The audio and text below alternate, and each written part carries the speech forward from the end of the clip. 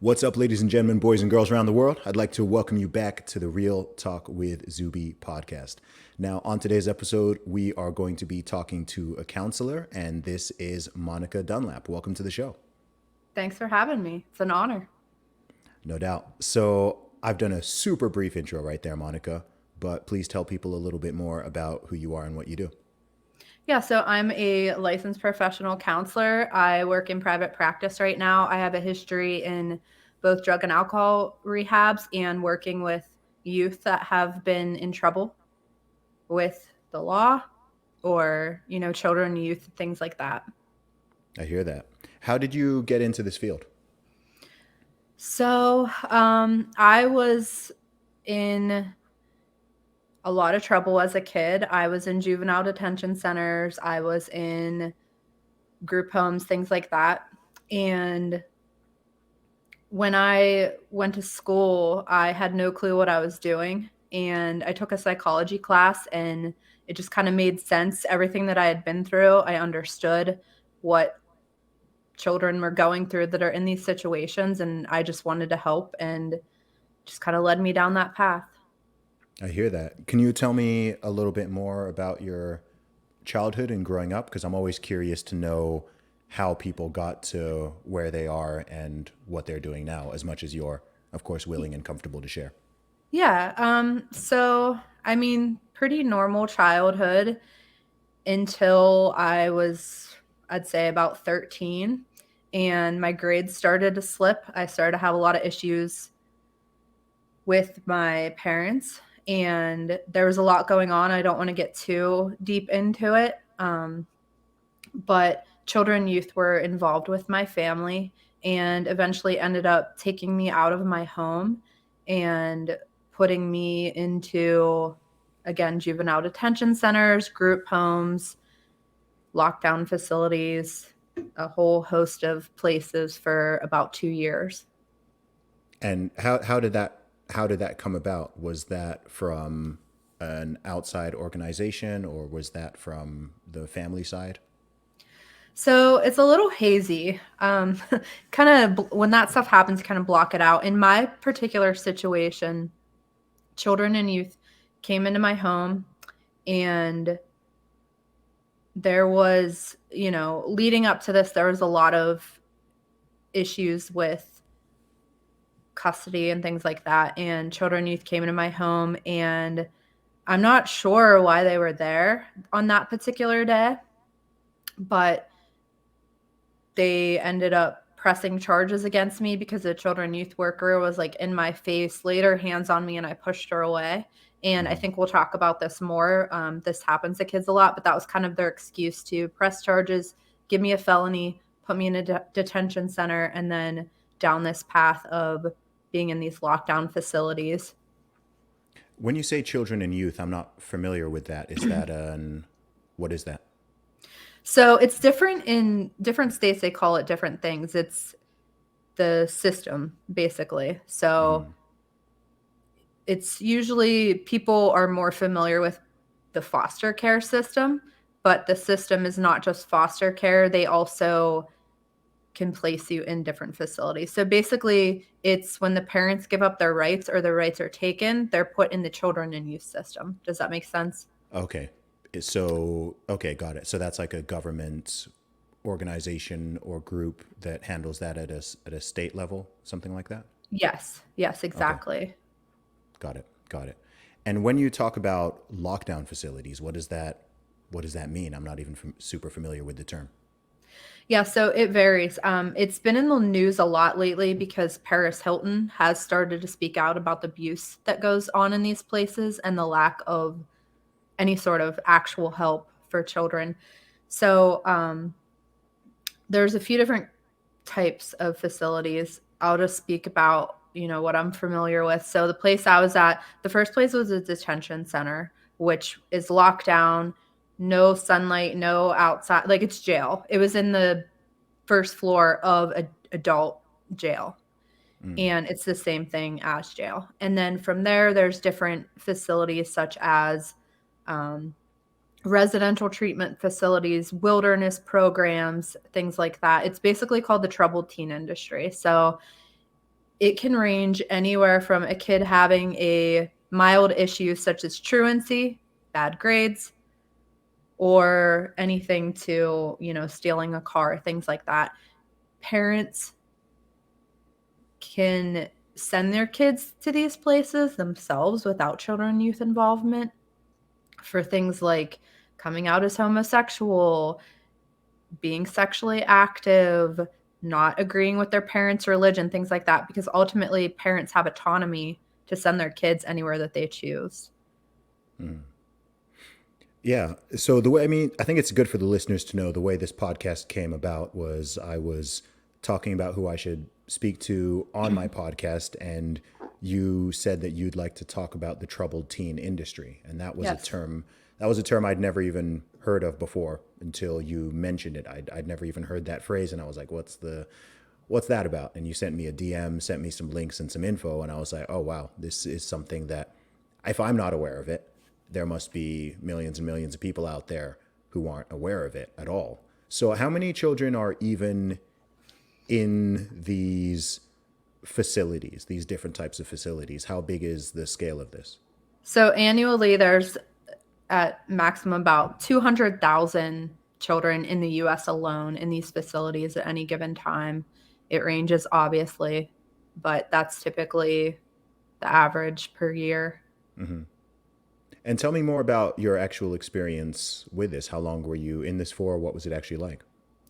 So I was in there for about 2 years, and I've done a lot of research on other people's experiences, and some of them were a lot worse than mine. Mine was bad. It was really bad, and while I was in there, I couldn't imagine it being worse. So it's appalling to learn what actually goes on. So first of all, I think that I have to start out by saying that these places are typically staffed by kids as young as 21 years old, who a lot of them don't have any sort of credentials. And if they do, it's like a psychology degree.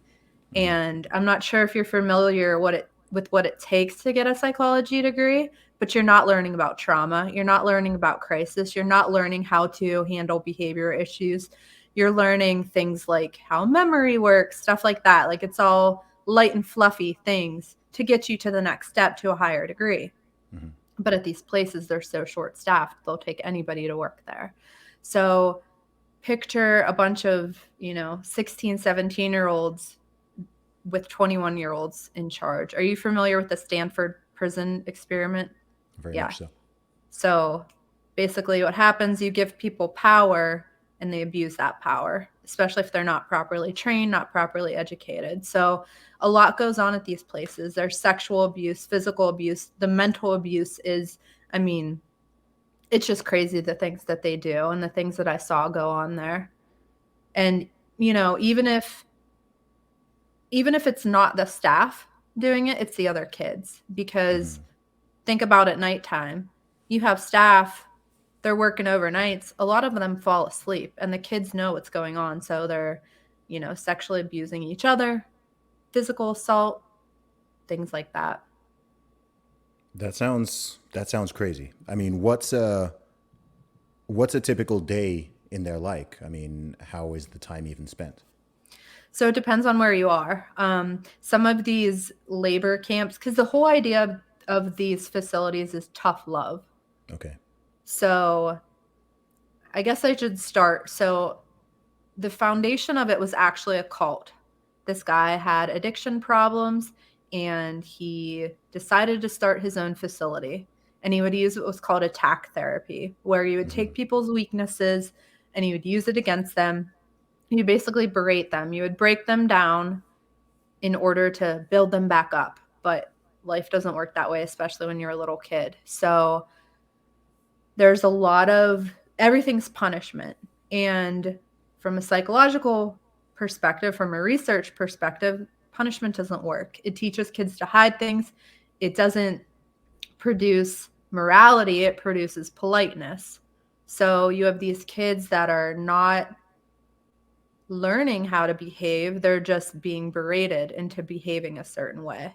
So some of these places are built on labor all day, intensive labor, and some are just very, very structured. But structure is good. A little bit of structure is good. Kids need that, kids thrive on it. But then I think there comes a point where it's too much. Hmm. So, the place I was at in particular, we weren't allowed to talk to each other most of the day. We had a point system. That's how most of them are run. You have a point system. If you miss the place I was at, if you miss more than 10 points a day, you had to sit and face the wall the whole next day, and you weren't allowed to talk to anybody.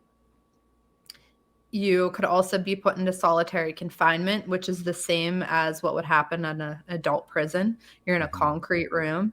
There's no windows. There's no communication with the outside world. And if you know anything about solitary confinement, you can lose your mind. You just lose your sense of reality. So it gets very extreme. For the point system, if you missed more than a certain amount of points in 1 week, the whole next week you would sit and face the wall. Now, any infraction that you have, you could that would continue. So there were kids I was in there with for 3 months straight, sitting facing the wall, not allowed to talk to each other. Wow. And what happens is they tell the parents and they market these things as though there's therapy, there's groups, there's doctors, there's all kinds of things that just don't happen. And so they also tell the parents that their children are manipulative. They tell you right off the bat, if your child calls you and says, I'm being abused, they're manipulating you because they want to come home. Hmm. But they need this, and this is the only way to save them. So it all comes down to, kids don't have the same rights as adults. And I don't know where this idea came from that kids know how to manipulate, but in the children and youth industry, that's a word you hear all the time: manipulation, manipulation, manipulation. And also, a lot of these places, and I'm sorry if I'm jumping all around, it's a lot of information.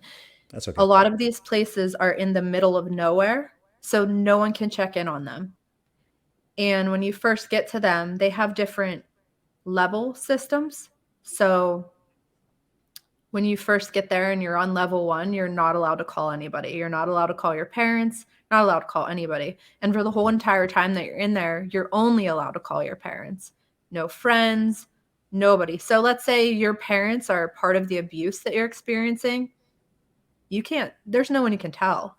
Hmm. You can make reports, but who's taking the reports? The staff that work there, who don't want to lose their job, who don't want to throw their coworkers under the bus. So it's just a hot mess. And there's no checks and balances. There's no regulations. It wasn't until 2008 that there was a law enacted that you're not allowed to abuse children in these facilities and that there need to be some regulations. But there's so many loopholes that who can who can really check in on these things. Yeah.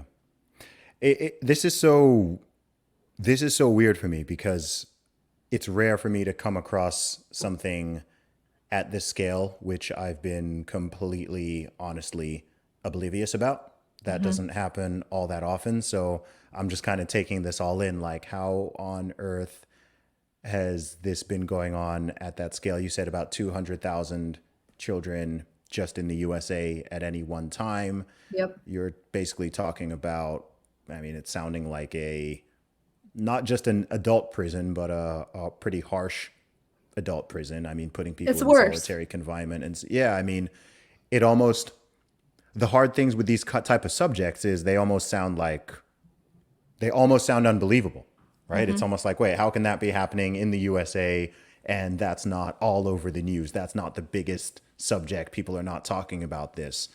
So I'm curious about the history of these. So you mentioned that this was started by a cult. I think this is Synanon you're referring Yes. to, which I'm sure some people might be familiar with that going back some decades. So can you tell me a little bit more about the origins of this whole industry?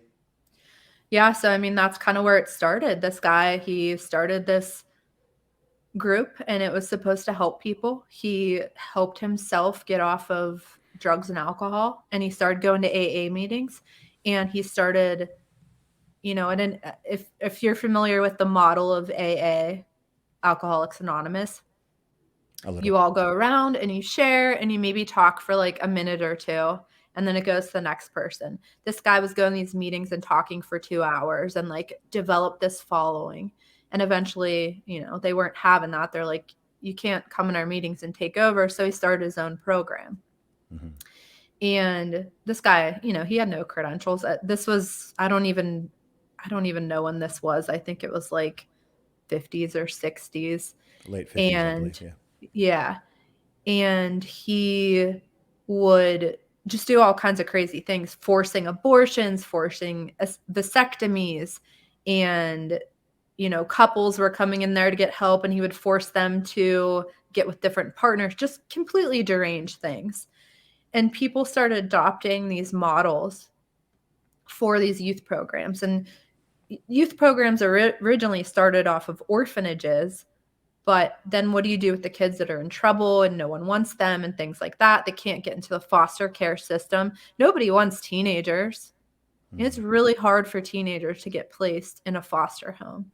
So if you have a family that cannot take care of their kid, but they have nowhere to go, they end up in group homes and things like that. So this model was taken, and the idea is to, if you've ever seen this show Scared Straight, I've that's heard of it. that's kind of their idea. Like, scare these kids into being a certain way, being a robot basically, so that they can quote unquote function in society.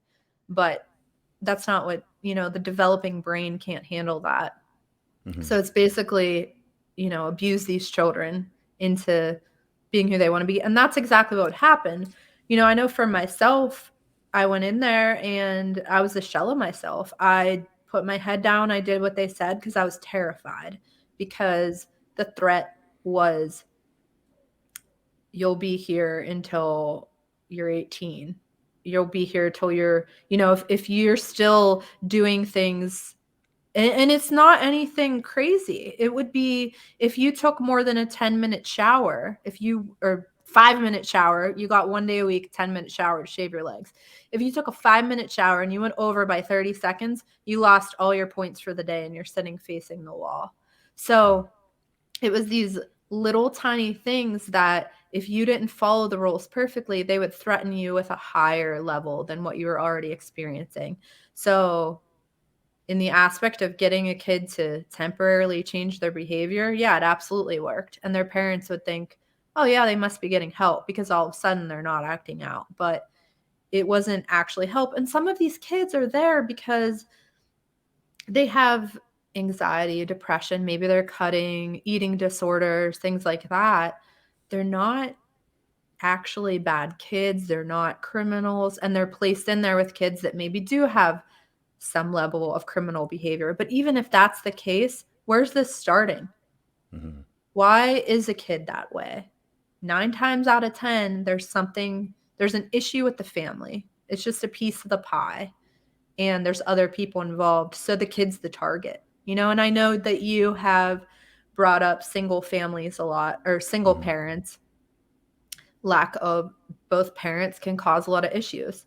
So you have a kid from a single parent home, their young parent doesn't know what to do with them. They're acting out. They go to this place and then they're completely abused and punished.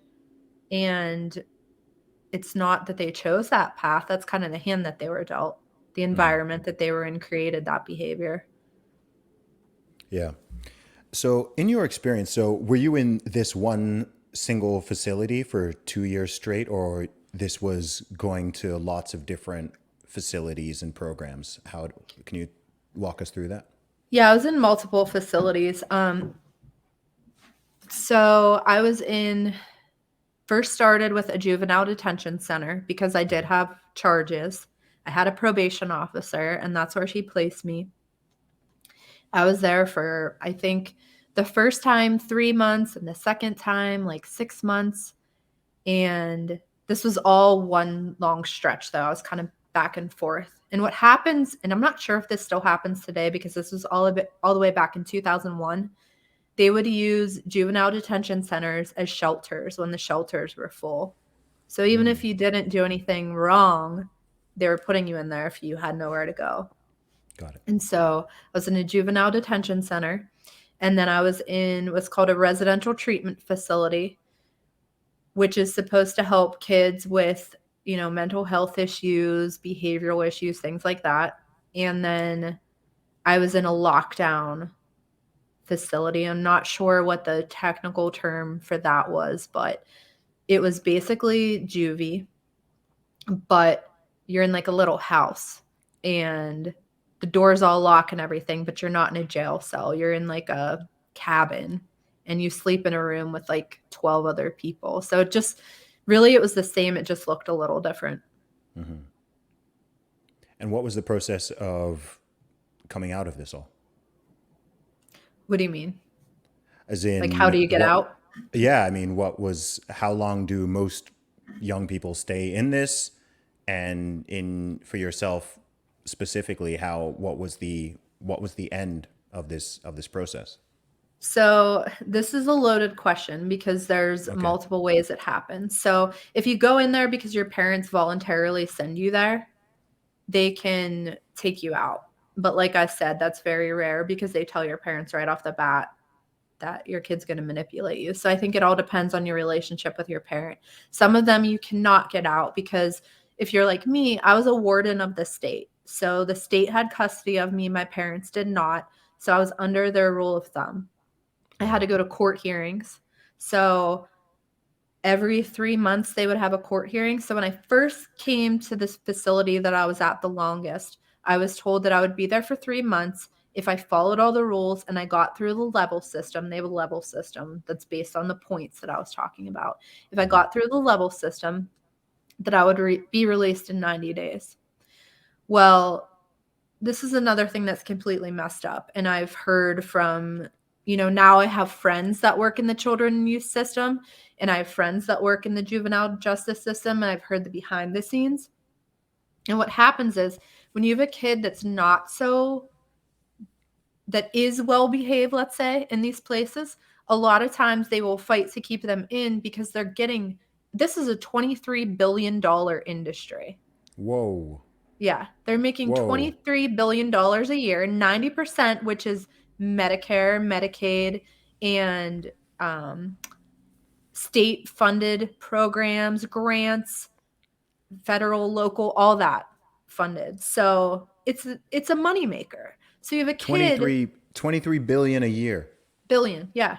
So if you have a kid that's not really a behavioral problem anymore and they're in there, the they kind of fight to keep them in because that's a bed that's taken up. That's $500 a day that a kid is in there. And so I think that's kind of what happened with me.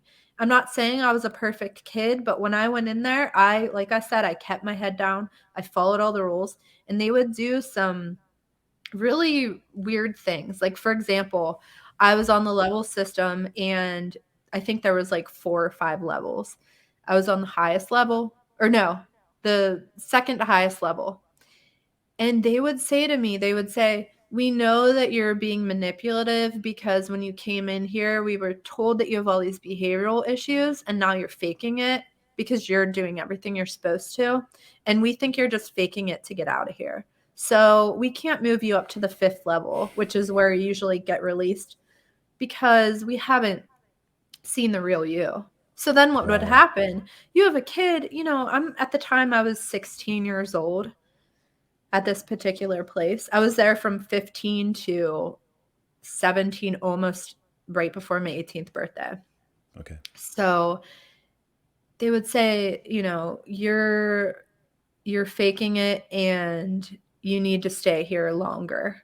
And I'd be working my butt off trying to behave, just thinking, I just want to get back to school and my friends and be normal.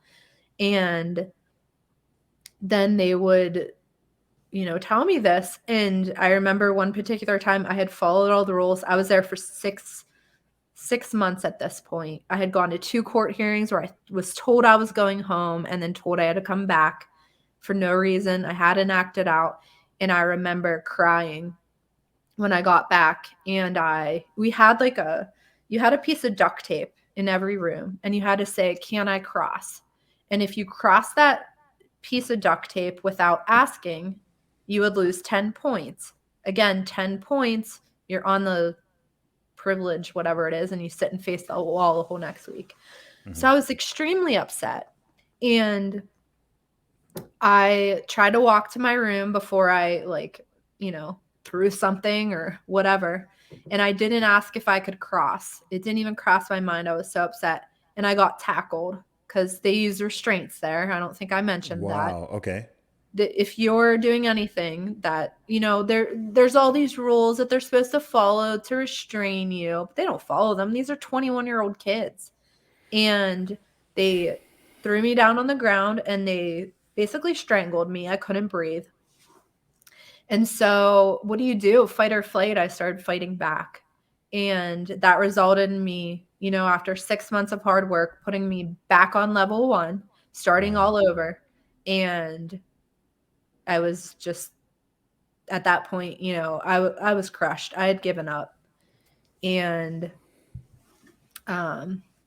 it's just crazy to think about now because, and I'm sure we'll get into this, but a lot of kids, the recidivism rate is 80%, 70 to 80%. That what that word means is kids in the system get put back in. Mm-hmm. And if it's not when they're a youth, it's when they're an adult. And it boggles my mind that I was able to get out of that because pretty much everyone I was in there with couldn't. Because you just start to lose touch with reality when you're told these are the rules, this is what you do, this is how you get out, and then that's not followed, and you're physically abused and things like that by these people that you're supposed to trust, that your parents are trusting. Yeah. It's just, how do you deal with that as a child? And I was older, I was there from 15 to almost 18. You have kids in there that are 11 years old. Wow. It's horrific. It's horrific. It's so odd to me that this is not. I mean, I'm glad we're doing this podcast because hopefully we can certainly raise the level of awareness to this, at least to my listeners. But I find it so bizarre and shocking that number one, people don't know about this. I guess number one, that it's going on, and Yeah. then number two, that people don't know about it. How is it kept so? How is it kept so under wraps? There's millions of reasons. I was just watching an interview the other day with a staff member from a place that has all these people speaking out against. And he was, that condescending voice people use when you know that they're full of it. That's how he Yes, was I do. talking. Yeah. Okay. And he was just like, that's not true. These kids are, they're bad. You tell people, I think that teenagers are one of the most misunderstood, ignored populations. People get annoyed with them because they're moody and all these things. And if you put a teenager in the wrong hands, it gets pathologized. So you could have a teenager in one family who has an attitude and the family rolls their eyes and makes a joke and they move on. You could have a family with an authoritarian parent who's a tyrant and their kid gets an attitude and their parent shipping them off, and that's kind of what happens. And so I think that there's just so many people that just sweep what happens to teenagers under the rug, and it's easier for them to just wash their hands of them. I had a friend that worked in the children youth facility, and I was talking to him about this recently, about how, younger kids, such as 5 years old, they could be in a home and they're getting abused, neglected. Children and youth will come in that house multiple times and never take the kid away. Yep. And then you have teenagers, and it's so easy. Most of the time, as soon as CYS gets involved, they send them out because it's cheaper for them. They don't have the resources to deal with it. And that's another reason why kids get sent to this facility, kids that actually need help. Maybe something simple as counseling because their insurance doesn't cover it, but they know that. So I don't know if this is how it is in other states, but in Pennsylvania, there's a loophole. you could be a millionaire, but if your child has a mental health diagnosis, they can get put on medical assistance, which is Okay. the government insurance, health insurance. And so medical assistance provides and covers lot higher level of care in the mental health system than your regular private insurance.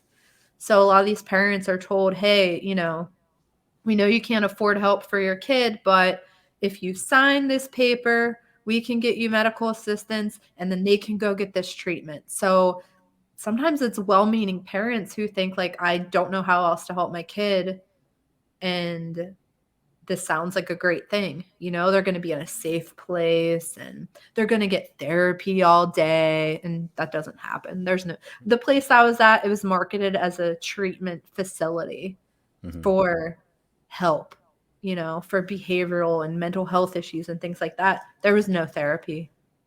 I found a letter. I have a folder of all this. My dad like documented everything and I kept a folder, and there was a folder that I had written a letter home to my dad. And I said, I know they're telling you that there's therapists here, but my therapist saw me for 5 minutes in the past 6 months and wrote it down as though she saw me an hour a week. And just so many lies. And I don't even know how that letter made it home, because that's another thing. They check your mail. So any mail that comes in or out, they open it and they read it. So you can't even write a letter and say, hey, I'm getting abused, because they're going to rip that letter up and it's not going to get sent home. So like, it's with kids, there's no checks and balances. How much contact did you have with your parents during this time? It just depended on where I was at. At the juvenile detention facility, you're allowed to make collect calls. So I think we had like one a week that we were allowed to make to our families. Mm-hmm. Again, someone's listening on the other line, so you can't really say what you need to. And at the residential treatment facility, if I remember correctly, the first few weeks you were not allowed to contact them. And then after that, it was based on the level system, how many phone calls you got. And they were typically 10-minute phone calls. And then if you were in trouble, the whole facing the wall thing, they called that privilege. If you were on privilege, then I think you would only get like a 5-minute phone call a week. And if someone doesn't answer, too bad. And you're only allowed to use the phone at a certain time. So it was just very strange. Is calling it privilege some type of sick, ironic joke, or Yeah, that's exactly what it is. I think back to, I'm like, did I really have that name right? that's But dark? Yeah, that's dark. yeah, it is. So, what were those calls with your parents like? I don't want to get too much into my family, like my Okay, personal situation, just because, I don't want to, I understand. I understand. I don't want. but Yeah, they if you don't want. definitely Yeah. they definitely were victim to your child is manipulating you. Yes. And so it was very hard for me. I think a lot of times I was so like, I just still to this day feel so blessed, because they did have to allow you to call clergy. And my best friend was the pastor's daughter. So you were not allowed to have anyone visit but the pastor of your church or your parents. Okay. He would drive 4 hours to see me. And that was like, I think I was the only kid in there that had somebody like that in my life that wasn't in my family. And, he didn't know how to advocate for me or anything, but like just that connection to the outside world and someone that cared about me. You know what I mean? Yeah, of And course. sometimes if the staff wasn't listening, I could talk to his daughter. So like I did, get to talk to a friend. But yeah, back to the original question, it was strain on my family. I mean, even my grandma, I found a letter from her where she was like, we just want the best for you, because originally children and youth were trying to find me family to be placed with. And I had an uncle who wanted to take custody of me, and my parents fought it because, again, like the system was telling them, your kid's bad, she needs help. So that's a shame too, because I think I just needed a different environment. I wasn't I wasn't, doing drugs, stealing cars. I wasn't doing anything that was, honestly, to this day I look back, because it makes you feel like you're so bad. They make you feel like you're the worst person in the world. I still struggle with that sometimes. Like, I'm always looking over my shoulder, like, did I do something wrong? Because you feel like everything that you do is considered bad in these places. I mean, like I'm saying, you go a minute over your shower, they're screaming at you. Hmm. They're tackling you on the floor if you don't ask if you can go to a different room. So you get this complex that you're just innately evil. And for myself, now as an adult and working in the system, I see that I was a normal teenager who had a little bit of an attitude, who didn't like doing my schoolwork, and had some chaos going on in my family that I just couldn't really deal with. And I Hmm. think if I had been placed in a different environment, like living with my uncle, I think I would have been okay. In fact, I stayed with him for about a week, and it was the best week of my life, you know? So Was that during the sometime during this 2 week stretch? that was that was before I went away. It was like a Got it. couple weeks before I got taken out home, which is another thing that I didn't mention that I think is absolutely horrifying. They kidnap kids out of their home. So you don't know that you're leaving. In my case, they came in the middle of the day. They took me out. I think I had a shirt on, like I had been sleeping, and they dragged me out of the house in front of all my neighbors, and it was horrifying. But there's a lot worse things that happen. Kids get taken in the middle of the night. They're woken up, handcuffed. I was handcuffed. They handcuff you and throw you in a car. They don't tell you where you're going. They don't tell you when you're coming back. It's it's the same trauma as you're being kidnapped. And why they do that, I don't know. I guess they don't want kids to run if they find out that they're going to be taken away, but I just think that that's a horrifying thing to do to a child. And I think about these, again, I was 15 when this happened, but I think about 11-year-olds, and Hmm. I just can't, Well, the look, damage that these are that does. things that would be these are things that would be traumatic for an adult, True. right? So the idea that that's even happening to children, I mean, those are the type of arrests where it's like, okay, if someone is like a mass murderer or a big time gang leader or something, and you need to come in, kick down the door, and swat them in the middle of the night or something, it's like, okay, fair enough, I get that.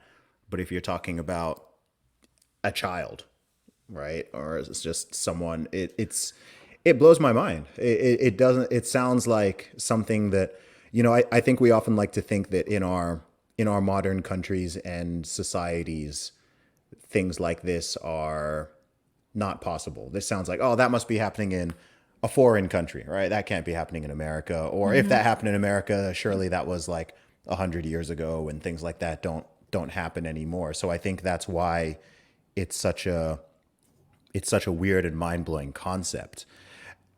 Tell me about coming out of the system. Tell me about the end of it. Um, it was it was very weird. Like, I was just so happy to get out, and I was about to turn 18, so I moved in with a friend's family. God bless them.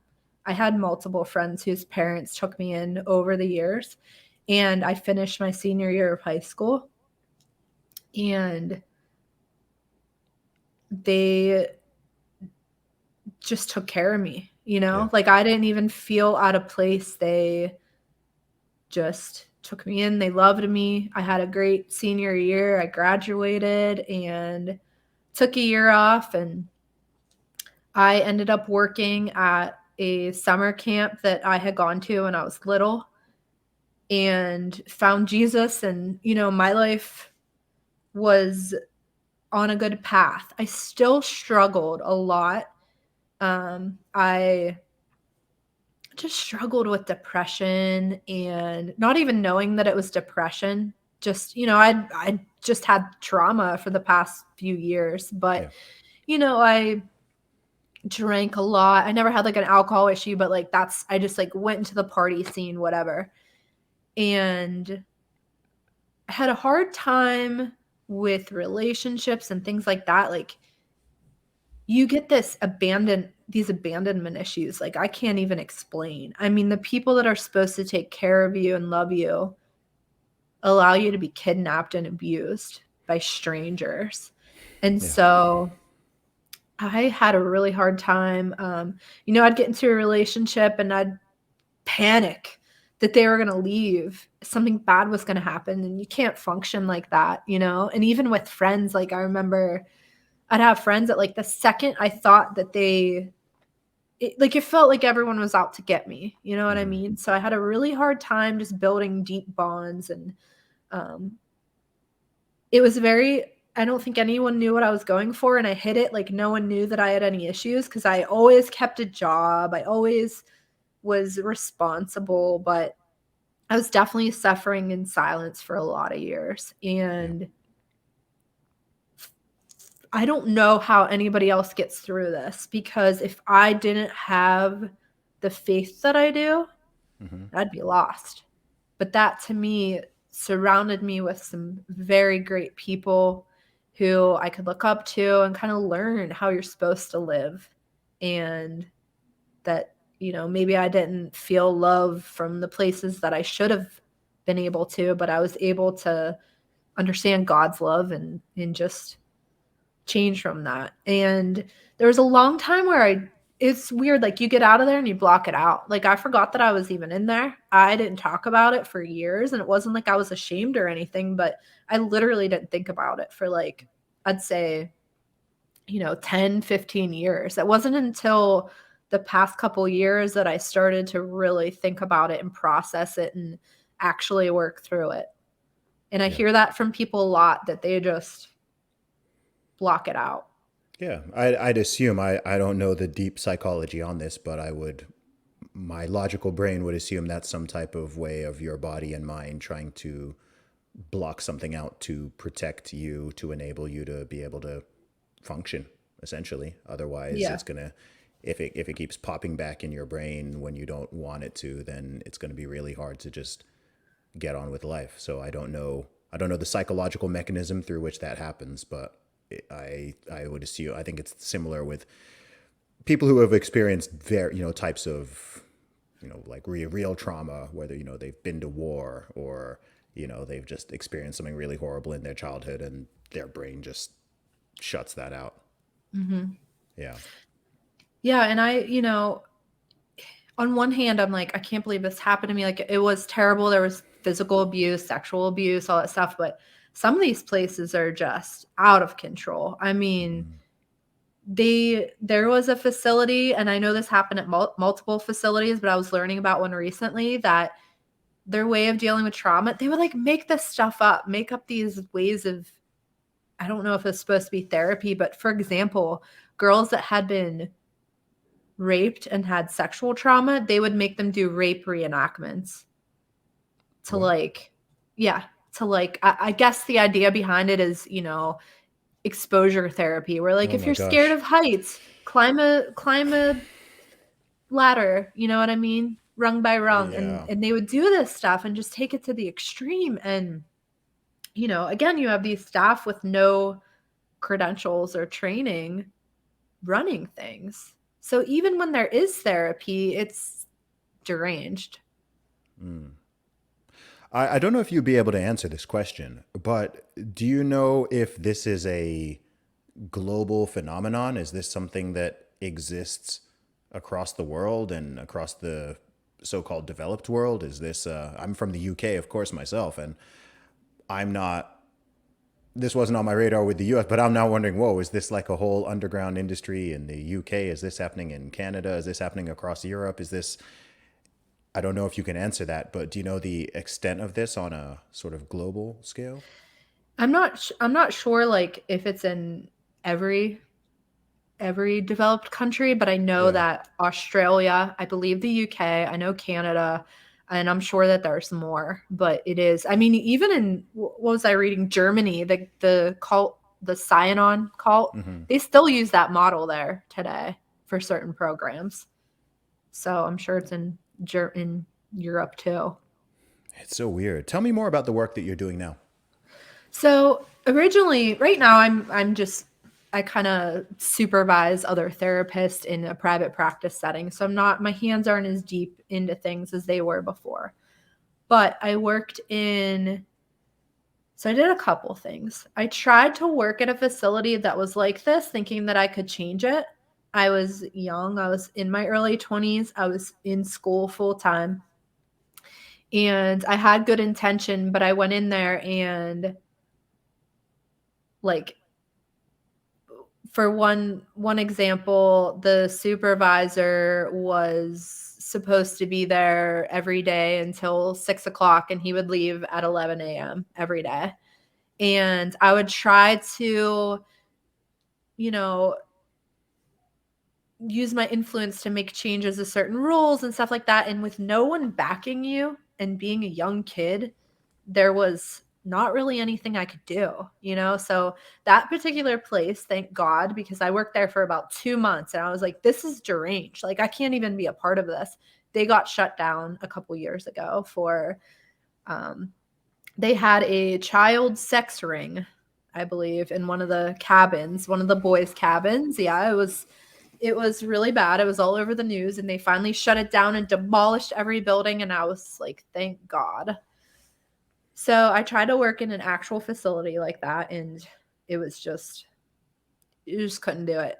Mm-hmm. I went to a staff party one night.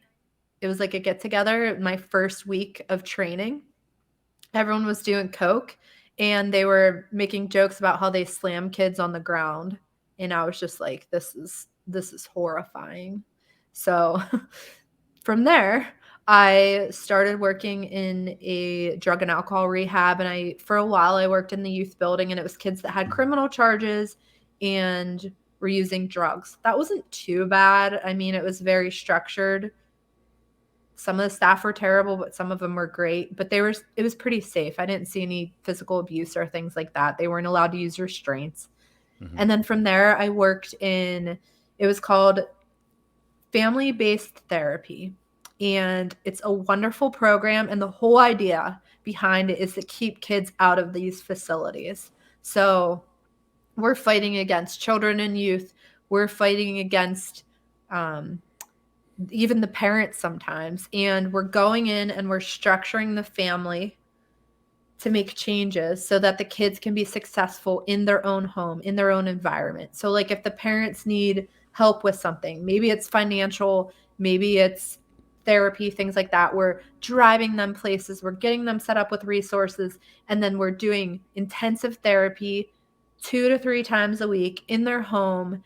And we're working with their schools and the communities and all sorts of things. And we're just kind of restructuring this kid's life for them to be successful. And it's phenomenal. It's a phenomenal program that's, of course, underfunded, understaffed, and the wait list is years long and it's really hard to get into. But Mm-hmm. I would say if there's any way that we could have a solution to actually help kids, it would be this program. So that's what I did for a few years. And then from there, the unfortunate part, and I think this is why this industry is just run the way that it is mental health is not regarded as that important still to this day. I know we hear about it all the time. Mental health, it's so important. Just for example, I had a master's degree, which I had to go to school for 7 years. I had to spend $100,000 to get my degrees, and I was making $12 an hour working at a facility. And Mm-hmm. so I couldn't support myself. So it was either stay and help because I knew I was one of the good ones. I was actually helping kids, stay there, or go and do something else that's not as intense and make more money. And obviously, no one's in it for the money, but you can't support yourself working that way. Yeah. And I mean, even insurance companies don't fund these sorts of things. And when they do, they're not paying a lot. Like, you get paid more as a nurse, with a bachelor's degree than a mental health therapist with a master's degree or even a doctorate. Yeah. There's a lot of burnout. I'll be honest. I think a lot of the conversation around quote unquote mental health in our current society is extraordinarily shallow and superficial. Yes, And I agree. some people don't like it when I say that, because then they think you're saying, "Oh, Zuby doesn't care about mental health." And I'm like, "No, I just think that it's a buzz, it's being used as like a buzz term, right? It's kind of trendy to talk about mental health in the most shallow way possible. It's trendy Mhm. to say, oh, it's trendy to even have claim you have an issue even if you don't really, right? Everyone suddenly has anxiety and depression and PTSD and Yep. this and that. And I also don't like it when people do that, because I'm like, well, you're diluting these terms for people who have genuine problems, right? If you'll have a 16-year-old who went through a relationship breakup, and they're claiming they have PTSD, and I'm like, well, that's that's just the human experience, right? Mhm. Or someone's just sad, and they call it depression. And I'm like, well, every time you're using this, you're diluting these terms, and then people are like, oh, you're saying depression doesn't exist, and I'm like, I'm not saying that. I'm saying that if we start using these terms so loosely and Mhm. just sticking to this very shallow level and not actually, I mean, this whole podcast, this whole conversation, all this stuff I've never even heard this mentioned. I didn't even know this existed. So I'm kind of like, okay, well, if people want to be serious and talk about mental health, of course, like let's go to the root firstly, right? Let's talk about family. Mhm. Let's talk about exercise and diet and nutrition and lifestyle. Let's really talk about the human condition and how we can deal with this. Let's talk about God. Let's talk about the importance of having a belief system, right? Let's talk about, I mean, this whole industry that you're telling me about. Let's talk about that. Let's talk about, okay, where is the money going? You're telling me they're making $23 billion and they're running around slamming kids on their head and putting the right. I mean, to me, it's just it's frustrating, because I'm just like, well, if we're really going to address this, I'm not here saying, oh no, don't address the issue, right? Like, address it, but let's do it properly, right? To be honest, I feel the same with so many different issues. I feel similar with the whole like conversation around policing, right? It's kind of trendy to be, oh, all cops are bad, do this, do that, defund the police. And it's just like, well, do people just want to hold up signs and look like they're doing something, kind of just putting in hashtags or whatever? Do you actually want to, all right, let's really look into what's going on here. Let's see, are police being underpaid and undertrained? It looks like it to me as an outsider, right? Or have you got the right people even with guns and badges? Maybe not. Like, what's going on there? Like, what's really the issue? But I feel like there's so many things we talk about and go through on like a very surface, superficial level, and it sort of makes people feel good and feel like they're doing something. But then these things just carry on, and they keep going, and they keep going, and more people get put through these, grinders, including children, and then on the other end, you get more and more people. Why are so many people ending up in prison, right? Why are people, we talk about mass shooting. What leads someone to do a mass shooting, right? What leads someone? We talk about suicide again, very very surface level, but what is it that is causing a young person or any person to think that life is so hopeless, and they're lacking, there's so little support, there's no hope whatsoever, that the best option is to end their own life? I mean, that's like a big conversation, and I think we talk about it and are like, oh, this thing's an issue, but it's like, okay, let's really talk about it then. Like, let's really think about this, and let's bring all the different angles, all the different perspectives, and let's just talk about it and not just get people jacked up in their emotions and trying to name call and all that. But it seems like every single thing very quickly devolves into it. And I think it makes it real difficult to solve some of these problems, because it's hard to even talk about them. It's very hard to even just sit down and be like, okay, like, what's going on? What's your perspective? What's your experience? What do you think? What do you think? Let's just bring these ideas to the table, not demonize one another. I'd like to think that everybody, regardless of their social, cultural, political views, would agree, okay, everything you've just described, something needs to be done about that. But the Yeah. first thing is people need to know about it. Yeah, absolutely. I think, what you're saying is we've pathologized the human experience to where no one can just go through hard times anymore and work through it. Everything has to have a label. And, I have people walk into my office as a therapist and they're like, I think I have BPD. and PTSD and this and this and this and this. I'm like, slow down. And they're like, I need medication, blah, blah, blah. And I'm like, give me 6 weeks to work with you. I don't want to give you a diagnosis. I just want to talk to you. And 9 times out of 10, they just need some restructuring to their life and they're okay. But they get in the wrong hands. And I see this all the time with my peers that I work with, especially with teenagers. They throw medication at them and they're not actually working on the root of the problem. And I think that America, that's all my experience in America is that everybody just wants a quick fix and they get put on medication and it doesn't change anything long term. In fact, it causes more problems. A lot of these school shootings, they're on antidepressants. I know for Yep. myself, I never had behavioral issues. Never, never, never had behavioral issues. I was always a little rebellious, but like never got in major trouble with the law or anything until I started struggling with my grades and I was sleeping all the time because I was a teenager. I was not depressed. I was a happy kid. They thought I was depressed and they put me on Paxil, which is now illegal to give to children because it causes suicide, it causes aggression, it causes just a whole host of problems. It's illegal to give to kids. And they Wow. had me, you're supposed to be on 20 milligrams as a grown man, and they had me on 60 milligrams, 3 times what is safe for an adult. No way. Because you can get these medications from your family doctor who's Yeah. not a psychiatrist, who doesn't understand how the brain works. Like the whole system is just completely flawed. I should have never been on any medication. I should Yeah. have I got tested for learning disabilities on my own when I was 21 years old and in college, and I was able to get the college to like pay for it or whatever. And it turned out I had a processing disorder or something like that. That's why I could never get a good math grade, and that's why I always struggled in foreign languages, which you have to take. And when you struggle in math, you struggle in science.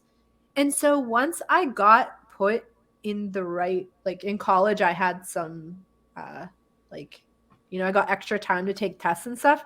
I got straight A's. Yeah, I mean, in high school like that, and it was horrible. So like, there's just a whole, you know, world out there that can help these kids if people understood. You got to look at the root of the problem. But a lot of times, therapy has become their new coping skills. Go talk to someone and have them buy into your BS and affirm everything that you say and not actually challenge you or help you. When someone walks in my office, like, I'm challenging every area of their life because I want them to actually make changes.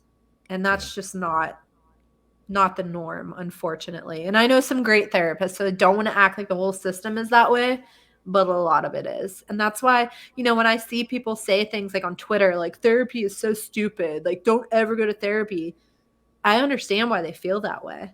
I think it's great. I think that it's a wonderful thing if you find someone that knows what they're doing, but in the wrong hands, it can cause you more problems than it can help, especially Absolutely. when your therapist is sending you straight to the psychiatrist to get put on medications and you don't actually need them. Like, I think the idea of medication is to have it in combination with therapy. And what happens is people get on medication with no therapy.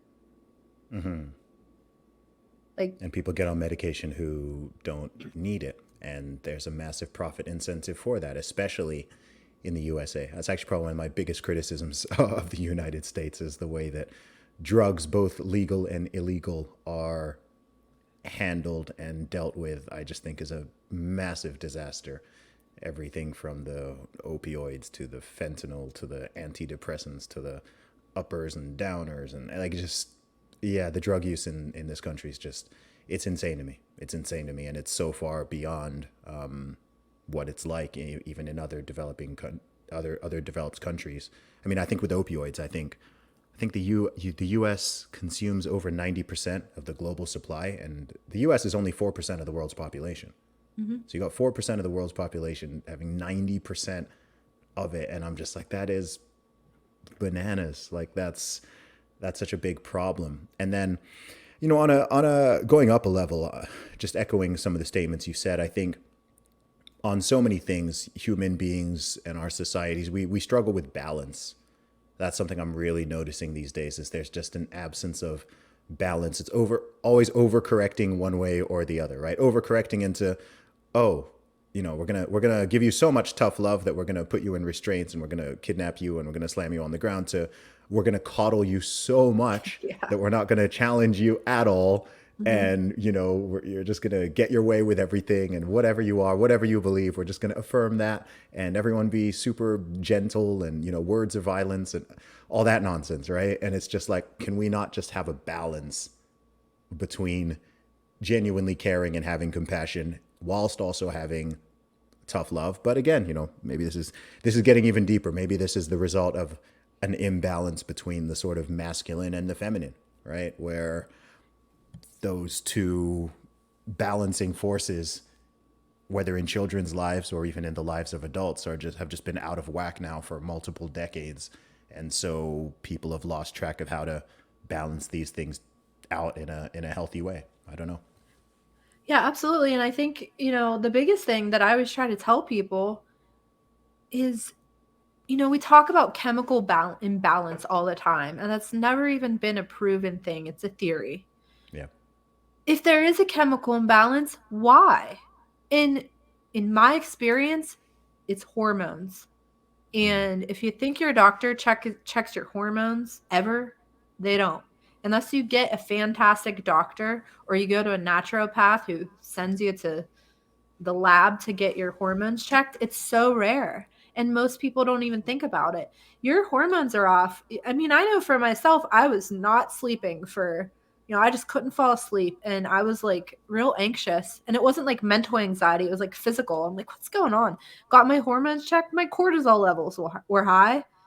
I did certain things to rebalance them and I was completely fine. If I would have walked into a psychiatrist's office, I would have left there with a prescription for Xanax. Yep. We're just so uneducated on how to actually take care of our bodies. And even when trauma is involved, you have trauma, you're left, fight or flight, cortisol again, all these different chemical reactions that you're having can be solved through learning to take care of yourselves, which we are not taught. And Yeah. I'm not going to ever say that it's just, oh, you just need to eat right. You just need to sleep right. It's not that simple. You need to get to the root of your problem psychologically as well. But that's going to help. If you're sleeping at night, it's going to help you feel a little more Yeah. emotionally stable. It's not profitable though. No, not at all. Yeah. Monica, before we close out, is there anything that you want to say or share that you think people need to know? Um, I guess just, two different things. I'd say I think one thing I didn't really talk about that I think is important to understand is every single kid in these facilities are going to be put on medication, um, high doses of them. I'm not sure if you're familiar with lithium, Yes. but I was forced to be on lithium as a child, and they would test my blood to check the levels, and every single time it came back as an untherapeutic level, and then they would keep me at the same dose. And this is what is happening to these kids is they're literally being drugged, and the long-term effects. I mean, I had like kidney issues, all this. I'm good now. I've learned to take care of myself, but a lot of these kids are leaving there with medical issues. Not only that, they use tranquilizers on kids. They tie them down and, inject them with things to make them pass out. So, I know I talked a little bit about the abuse, but I just really want people to know, like, it's extreme. It's Mm. terrible. And the medical neglect. I remember one time I hit my head on the wall when I was at the juvenile detention center, and I know I had a concussion. I blacked out, woke up in a different room, and they said, "You're faking it." Another time I was throwing up every morning. I found out later it was because they had put me on a medication and taken me off cold turkey, and they didn't know enough about that particular medication at the time.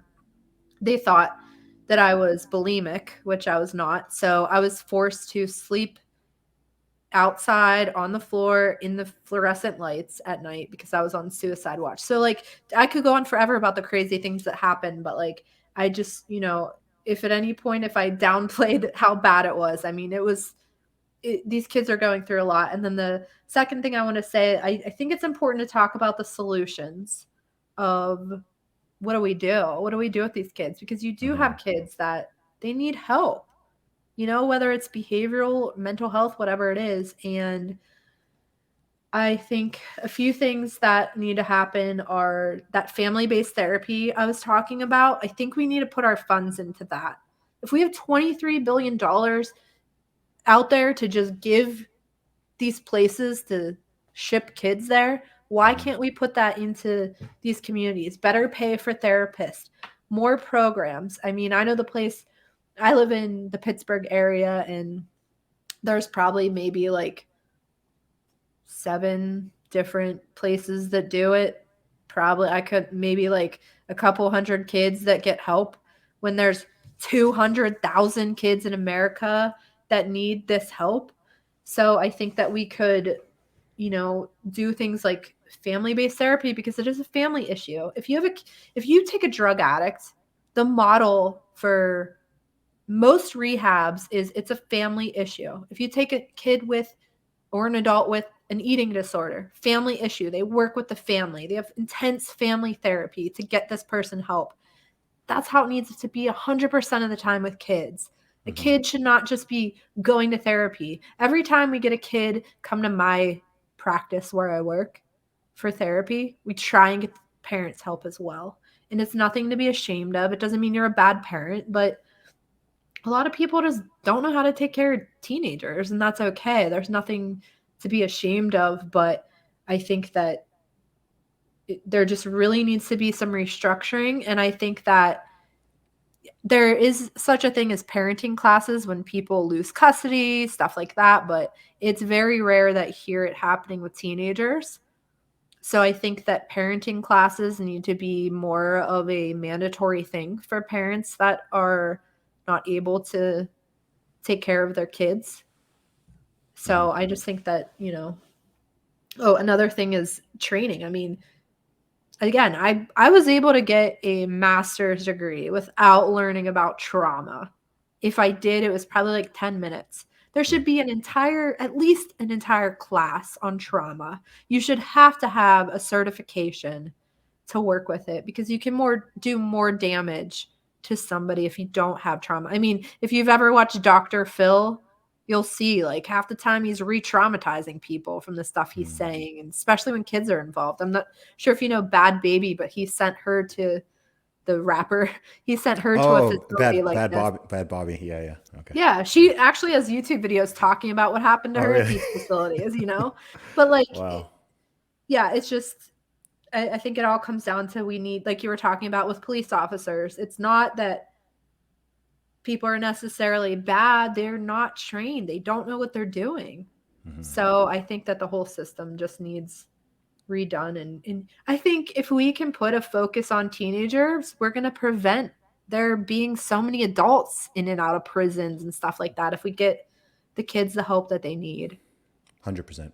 100%. We need more focus on family and children in both of our countries, all of our societies.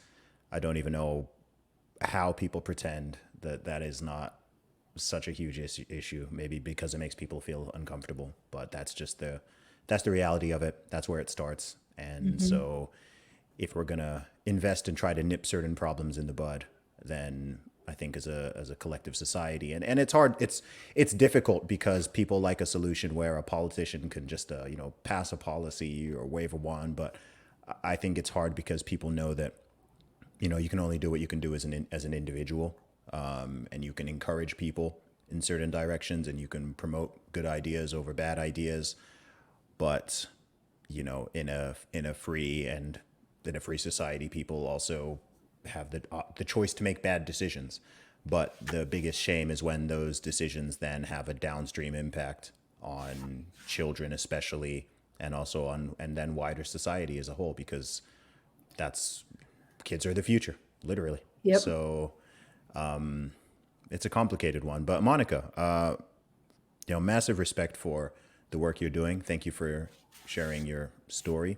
I'm happy to hear about your resilience. I didn't know so much about you. Of course, I've followed you on Twitter for a while, but I didn't know, the depth of this story. So I appreciate you sharing it, and I hope people can really take something away from this. Yeah, I appreciate it. And I appreciate you just even giving me this opportunity to be able to shed some light on this topic. No doubt. Where can people find and follow you online if they want to learn more? They can find me on TikTok. I'm trying to make more TikToks.